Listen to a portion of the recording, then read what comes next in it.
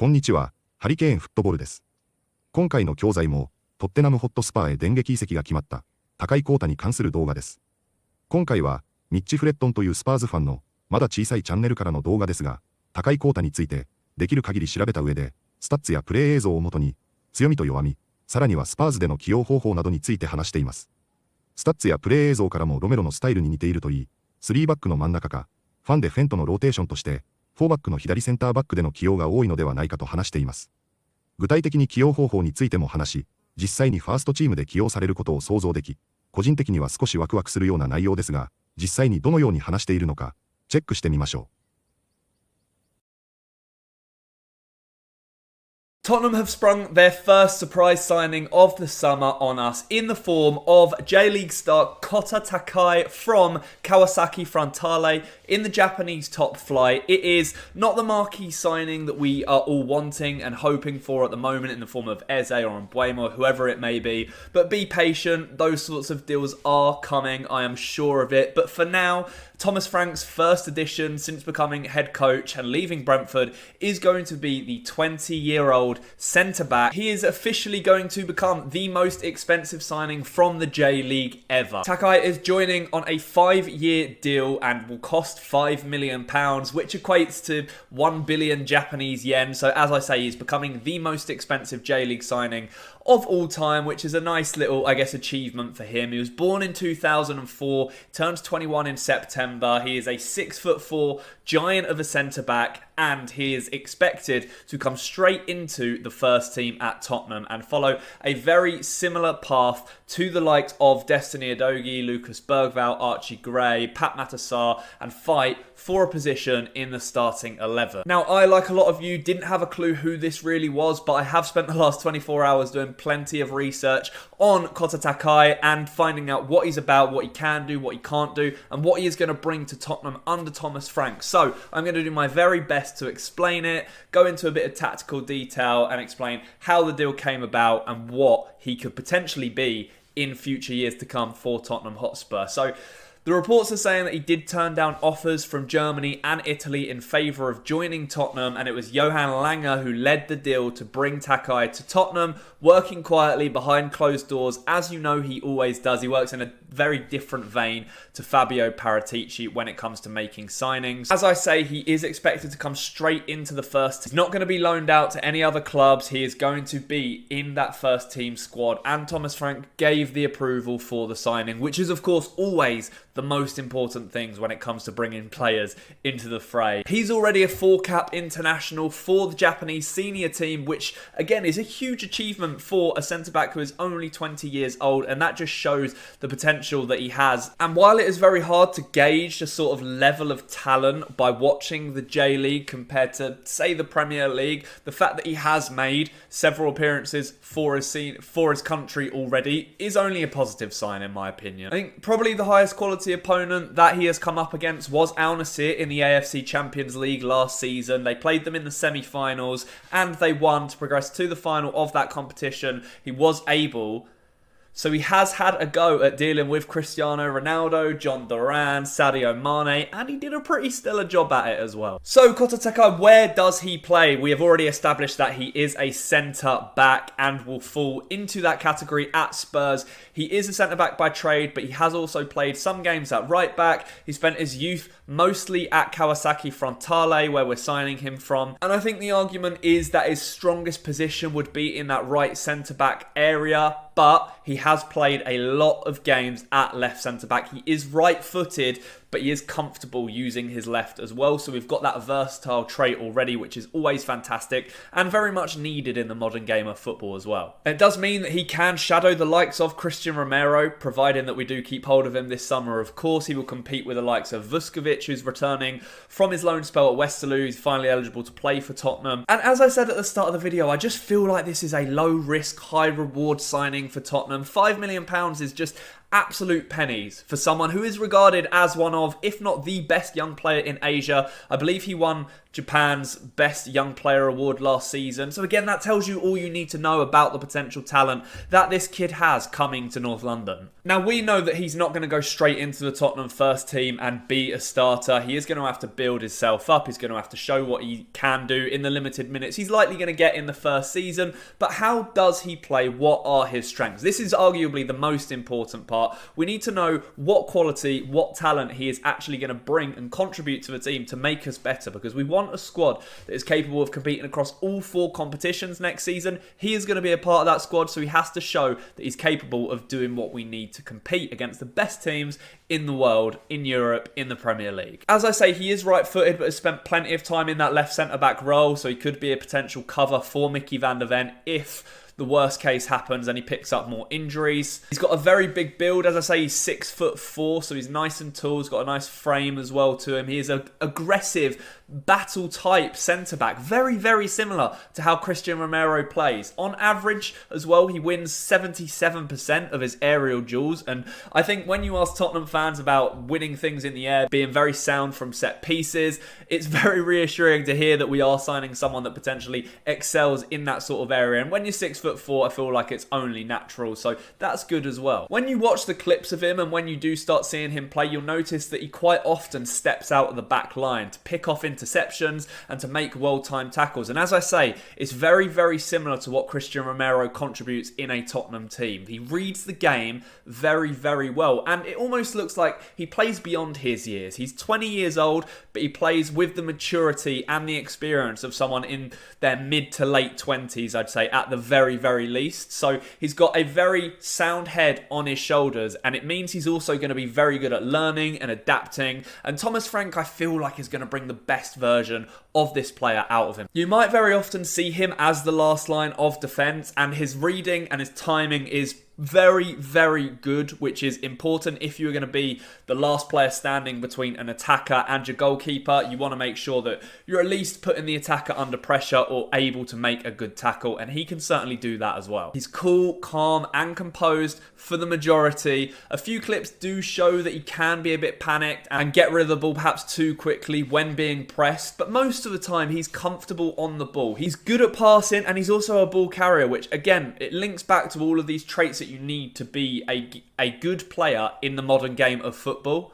He's got a great range of passing. Those of you that remember Toby Alderweireld, which I hope most of you watching me do, he's got traits very similar to him. He is a brilliant passer of the football. He loves every so often to pick out a lovely cross-field play, a diagonal ball. So I'm hoping we see a bit more of that from him when he moves to the Premier League, because he has it in his locker, but he doesn't pull it out of the bag too often when playing in the J-League. And then the even better news is that he is able to play out from tight spaces. And playing in the Premier League, you're going to have less time on the ball. You're going to have to think very, very quickly. And I do feel like Thomas Frank is going to be able to coach him in a way that helps him improve his decision maker just that split second quicker. He's got 90% pass accuracy in the J-League, so I don't think we need to have any sort of issues about how well he can pass the ball. But we do need to remember that this is a raw talent that Tottenham are signing. The decision making under pressure and his pace are perhaps slight concerns. He doesn't look the fastest or the most agile when it comes to turning and tracking back, etc. And his agility does need work.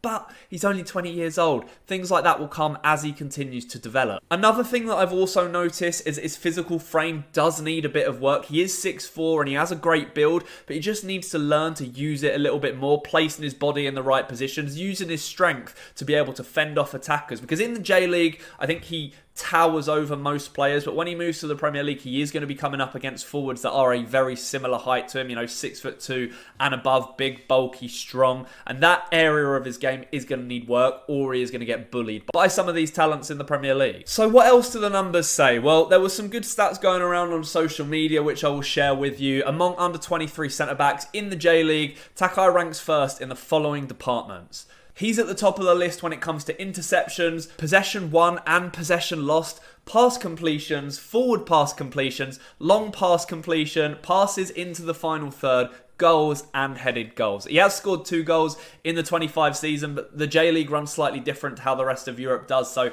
it's hard to gauge an idea as to how many goals he would score over an entire campaign. And these are the more important numbers that I like to have a look at. So in the J-League last season, he averaged 1.8 tackles per game, which is really, really good. 1.2 interceptions, 4.5 recoveries, 74 touches on average per game, 59 passes, 5.6 long balls and 4.8 duels won. If we compare that to arguably our best defender in the squad at the moment in Christian Romero, last season Romero averaged the following, and bear in mind he spent a long time out with injury as well: 1.94 tackles per 90, 1.4 interceptions, 1.1 blocks and 4.4 clearances per 90 minutes. So it lines up in a very, very similar vein to how Christian Romero plays, and like I say, in our squad at the moment, he is probably the closest type of player that we have to TAKAI coming in. So now you know where he plays, you know how he plays, and you know the numbers behind the player that we are getting. The big question is, where does he fit in under Thomas Frank? Now we know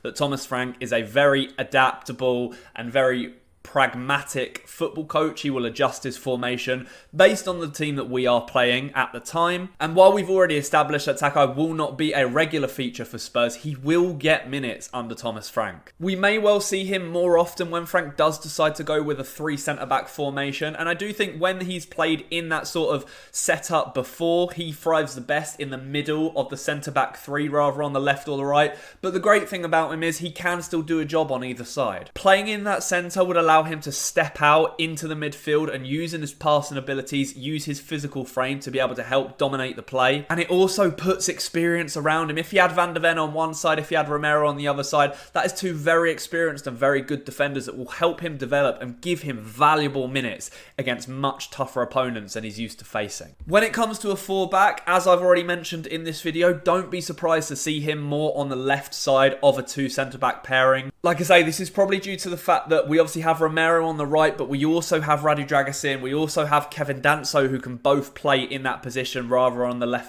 than on the left centre-back side. So it's more cover and depth for Van de Ven than it is for the other 2. Now we know that Thomas Frank relies on his centre-backs being able to play out from the back. TAKAI can do that, and he has a great potential under the tutelage of Thomas Frank. There are areas of his game, as I've mentioned, that need sharpening and that need making better. That will come with time. But as a raw talent, and from the research and the clips and the numbers that I've seen, I just do think that this is a very smart signing. None of us can complain at £5 million for a talent who is so highly regarded across the continent. Now, a lot of people have argued that we now have too many centre-backs at the club, but you need depth. If we're going to compete in the Champions League, Carabao Cup, FA Cup, Premier League, you need these players. And with the injury record last season, it cannot be too harmful to have a bit of an overload in the positions where we were the weakest, which was at centre-back. So I personally am really looking forward to seeing what he can do. I'm sure we'll get a glimpse of him in pre-season and see what he is like, see where he's going to fit in the best under Thomas Frank. But as a raw talent, from the research that is available, he does look like a solid signing. But make sure you let me know what you think down in the comments. Do you think this is a smart signing? Having listened to this video, seen the numbers, seen the clips, what do you think? Is he going to be a success or not? And who do you want to see Tottenham sign next under Thomas Frank? I got my fingers crossed for Eze. I'm hoping that is just around the corner. But thank you so much for watching. I hope I've given you a little bit more information on who TAKAI is and what he's going to bring to Tottenham. If you enjoyed the video, don't forget to give it a like and subscribe to the channel. It helps me out massively. Thank you so much for all of the support on the recent videos. I will catch you in the next one, but for now, enjoy the rest of your week, and as always, come on you Spurs. 次は解説です。これがロンドンの英語なのかは私にはわかりませんが、とても聞き取りやすい癖の少ない英語ではないでしょうか。今回は普段からよく使える単語やイディオムが多かったと思いますので、本日の解説をチェックしてみましょう。And will fall into that category at Spurs. fall into はとても便利な駆動詞で分類や状態変化を表すときに使われます。カテゴリーに分類されるやある状態に陥るといった意味で日常会話からニュース記事まで幅広く登場します。動作ではなく状態や関係性の変化を示すので、トイックや英検でもよく見かける表現です。熟語として覚えると長文読解でもスムーズに意味が取れるようになります。英語では直訳にこだわらず文全体の流れで属するや変化するなど柔軟に訳すのがポイントです。and will fall into that category at Spurs. He is a centre-back by trade. バイトレードは、ある人の職業や専門を表すときによく使われる表現です。直訳すると、取引の手段で、や、職業上の技能で、という意味であり、職業柄何なんであるや、本職は何なんであるといった意味で使われます。職業の話をするときに自然に使えるので、自己紹介や他人の経歴紹介でも役立ちます。フォーマルすぎず、会話でも文章でも使える便利な表現です。He is a centre-back by trade, providing that we do keep hold of him this summer, of course. keep hold of は、しっかりと持ち続けるや、手放さないという意味を持つ表現です。実際のものや人だけでなく、チャンス、立場、感情など、抽象的なものに対しても使うことができます。物理的に落とさないように持つ場合と、大事なものを守り続ける意味で使われ、日常会話でもスポーツ解説でもよく耳にします。似た表現の hold on to と使い分けると語彙力が広がります。Providing that we do keep hold of him this summer, of course. He's finally eligible to play for Tottenham. エリジブルは、何かの資格、条件を満たしているときに使う単語で、特に制度やルールが関わるシーンでよく使われます。あなたは応募資格がありますか？いや、彼は結婚相手としてふさわしい。といったフォーマルな文脈で自然に登場します。似た言葉である、クオリファイドは、能力的に。エリジブルは、フル面の適格性を強調する点で使い分けましょう。He's finally eligible to play for Tottenham. So he's got a very sound head on his shoulders. A head on one's shoulders は、文字通り、肩に頭が乗っているという意味ですが、比喩的には、物事を正しく考えられるや、しっかりとした判断力を持っている人に使います。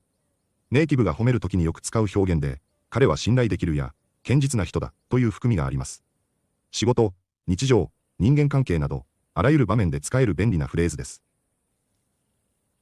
So he's got a very sound head on his shoulders. Just that split second quicker. スプリットセカンドは、ほんの一瞬という意味で、判断や反応、出来事が非常に短い時間で起きた時に使われます。特にスポーツ、事故、アクション映画などの場面でよく登場します。瞬時の判断一瞬の遅れが大きな結果を生む場面で使われ、英語らしいリズムのあるフレーズです。会話でもナチュラルに使えるので、覚えておくと便利です。Just that split second quicker. Using his strength to be able to fend off attackers. フェンドという動詞は単独ではあまり使われず、フェンドオフやフェンドフォーワンセルフのように熟語として使われるのが一般的です。フェンドオフは敵や危険を撃退するや厄介なことを避けるという意味で使われます。物理的な攻撃をかわす場合にも、質問、批判、噂などの精神的なプレッシャーを避ける場合にも使えます。フェンドオフプラス目的語の形で使われ、ニュース、ビジネス、日常会話など幅広く登場します。しなやかに危機回避するイメージがある便利な表現です。Using his strength to be able to fend off attackers. 6'2" and above, big, bulky, strong. バルキーは、物や人の体格などが大きくて扱いづらいや、ごついという意味で使われます。重くてかさばる荷物や、筋肉で大きな体型などを形容するのにぴったりです。形容詞なので名詞の前に置いて使い、コンパクトさの対義語としても理解すると覚えやすいです。生活用品やフィットネスでもよく出てくる単語です。6'2" and above, big, bulky, strong. 6'2" and above, big, bulky, strong. And he has a great potential under the tutelage of Thomas Frank. チュートレージは、教育指導または保護という意味で、特に誰か優れた人の下で学んでいることを指すフォーマルな語です。学術、ビジネス、師弟関係など、尊敬や感謝を込めた場面で使われます。Under the tutelage of で、誰かの指導の下で、と表現でき、学びや成長を強調したいときに便利な表現です。And he has a great potential under the tutelage of Thomas Frank.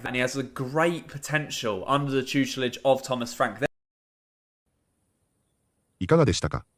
高井幸太のスパーズ移籍について、批判的なスパーズファンもいるというのも耳にしますが、少なくとも YouTube 上で、実際に顔を出してこの移籍に批判的な人は、私は、一人も見たことがありません。